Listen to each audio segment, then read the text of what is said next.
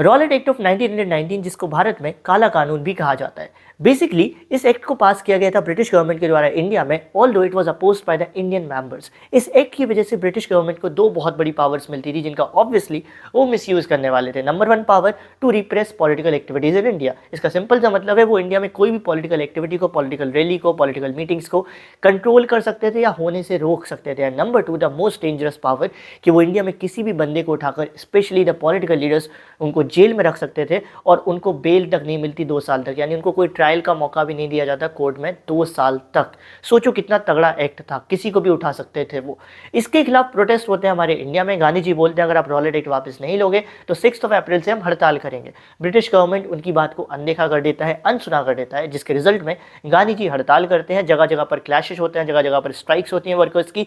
Result में British government India के local leaders को अरेस्ट करती है, गांधी जी की एंट्री को बैन कर देती है कि आप दिल्ली नहीं आओगे, दिल्ली में आपकी एंट्री बिल्कुल बंद है। फिर उसी टाइम पर एक छोटी सी बात, एक छोटा सा इंसिडेंट भी हो जाता है। अमृतसर में एक पीसफुल रैली जा रही थी जिस पर पुलिस अटैक कर देती है, तो इनके बीच वायलेंस हो जाता है जिसकी वजह से अमृतसर में लग जाती है मार्शल लॉ। मार्शल लॉ का मतलब होता है मिलिट्री रूल, यानी अब से वहां पर पूरा अमृतसर के कंट्रोल किसके हाथ में? मिलिट्री के हाथ में।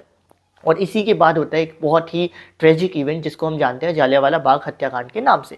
बेसिकली 13 अप्रैल को वैसाखी का मेला लगा हुआ था, जहां पर कुछ लोग आए हुए थे जालियांवाला बाग में वैसाखी का मेला घूमने और कुछ लोग आए हुए थे रॉलेट एक्ट के खिलाफ प्रोटेस्ट करने, और उन लोगों को कोई आइडिया नहीं था कि मार्शल लॉ इम्पोज है। इसी इवेंट का फायदा उठाता है मिलिट्री रूल में उनका जो जनरल डायर होता है वो जाता है जालियांवाला बाग, सारे एंट्री एग्जिट पॉइंट्स को ब्लॉक करता है और ओपनली फायर करने लगता है बिना ये देखे कि वो किस पे फायर कर रहा है, बच्चों पर या बूढ़ों पर या किसी महिला पर, और हंड्रेड्स ऑफ पीपल को मार देता है, बहुत सारे लोगों को टॉर्चर करता है। और जब ये न्यूज़ पूरे अमृतसर में, पूरे इंडिया में फैलती है तो जगह जगह पर क्लैशेस होते हैं, वायलेंस होता है। और ये सब देखकर गांधी जी को रियलाइज़ होता है कि अब ये जो मूवमेंट है इसमें बहुत ज़्यादा वायलेंस आ चुका है, और वो तुरंत के तुरंत ही क्या करते हैं, अपने रॉलेट एक्ट सत्याग्रह को रोक देते हैं, जिससे कई सारे इंडियंस डिसअपॉइंटेड होते हैं और इस तरीके से रॉलेट एक्ट सत्याग्रह खत्म होता है।